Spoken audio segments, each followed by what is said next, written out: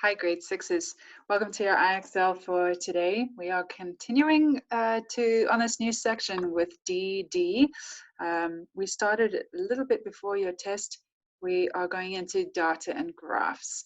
So I did explain interpreting pictographs before your test, but for those of you who were studying your CC section, which I'm sure a lot of you were, it was a tricky section. Then make sure that you look at that today as well. I'm going to show you how to create pictographs. Please go back to the previous lesson to learn how to interpret pictographs if you haven't done that yet. But today we're going to go on to creating them, and we'll be looking at some stem and leaf plots as well. So let's look at this, learn with an example. No, I don't think we're going to look at that. Okay, let's look at this one. Use the given data to complete the missing row in the pictograph below. So here's information, and here is your pictograph. Remember, in a pictograph, you've got the pictures representing a certain amount of things. The key is always somewhere around your graph, so look for it.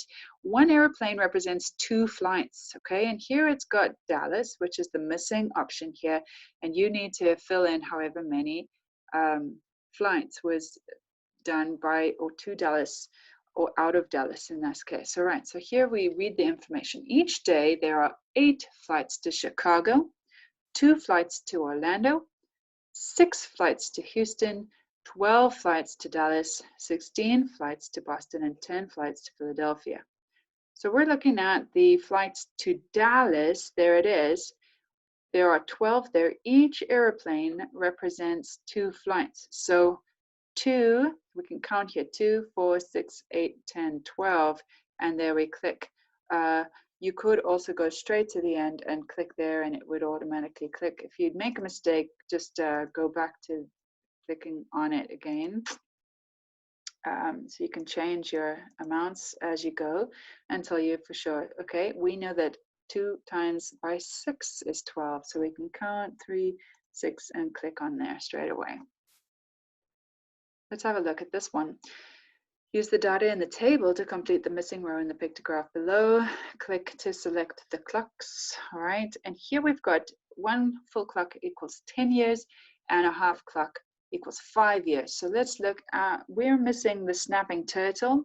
This is the lifespan of animals. You've got the different animals here. Snapping turtle is missing. We look in the graph here above, the lifespan of animals, the snapping turtle has 55 years. So if 1 full clock is 10, that will be 5, 1, 2, 3, 4, 5 full clocks, and then another 5 years. So half a clock further than that. All right, and use the data in the table to complete the missing row in the pictograph below. These are pumpkin baking contest votes. Got the dessert and the votes. So click to select the pumpkins, and at the bottom it says that 1 pumpkin represents 5 people. Remember, you cannot do this without looking at the key first. So we're missing the pumpkin cookies here in this pictograph. So let's look at where pumpkin cookies gets 10 votes. And so 1 pumpkin is 5, so that will be 2 pumpkins for the pumpkin cookies. Okay, you can continue working on that. DD3, these are your stem and leaf plots. So we're going to look at some stem and leaf plots, and we're going to figure out how to read them. We're going to create them tomorrow. So let's have a look here. A real estate agent counted the number of offices per floor in the building she is selling. How many floors have at least 40 offices, but fewer than 50 offices? Okay, so when we look at the stem and the leaf, the stem is essentially your tens column, and the leaf is your ones. Okay, so here I'm going to add a little bit of writing just so that you can see what this is written out in full. Okay, so this first number here is 3. So these are the 30s. So, and it's in order, as you can see. So the first number is 30. That is our ones. I'm going to separate them with commas. The second number is 30. It's in the 30s column, 34. And the next column is 36. Now I can see that there are 2 36s, and then there is a 38. All right, the next column is the 40s. All right, so that would be then 40. First one is 44. The next one is 46. And then the next one is 48, right? And the next column, as you go through it, is 50, 51. There's only one in that column, so we're going to go straight on to the 60s. We've got 60, first number is 64. We've got 67. Then we've got another 67. And then we have an, oh, I wrote that wrong, sorry. Keypad's in the wrong place here. And then a third 67, there's 3 67. So remember, you could use your mode or your mean to see from here.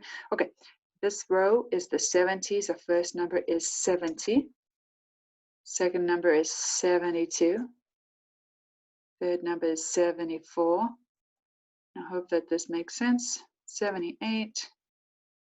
78, and our last number is 79. Now you do not need to write it out like this every time.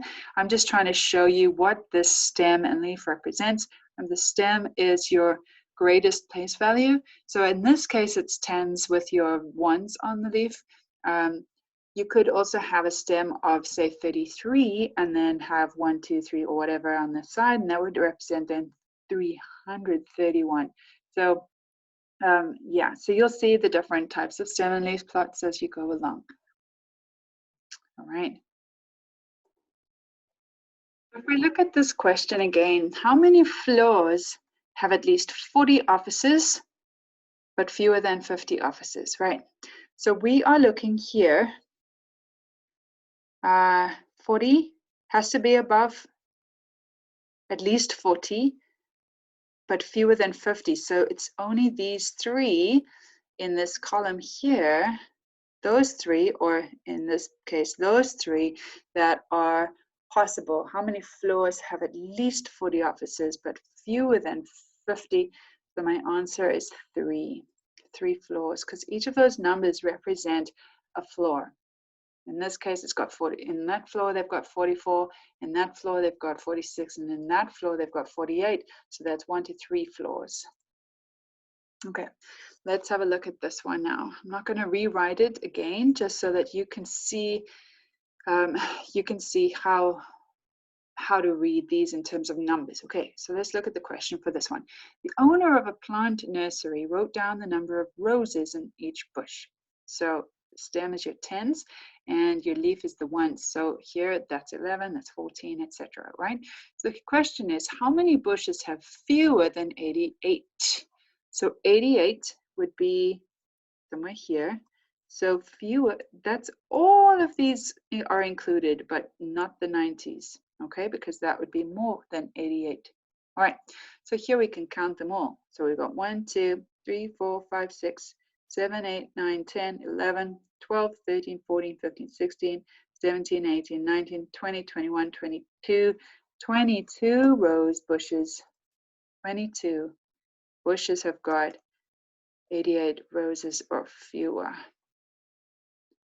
Okay, let's look at this one.